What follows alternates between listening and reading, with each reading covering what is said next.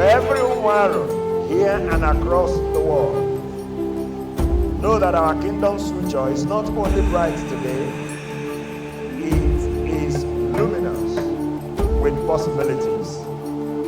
We are going beyond just preserving our legacy. We are boldly creating it today. I call on all Umaru to join hands with me and let's unite to build this bright and great future together.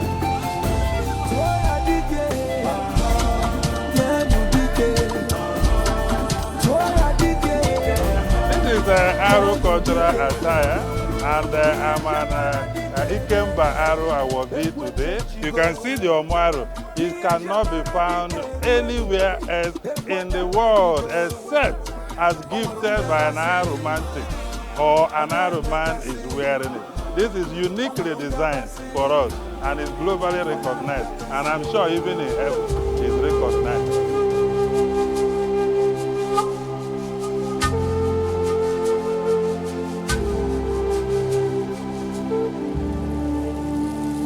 Long live Arochukwu Kingdom. Long live Umaru. Let the celebration continue. God bless you all.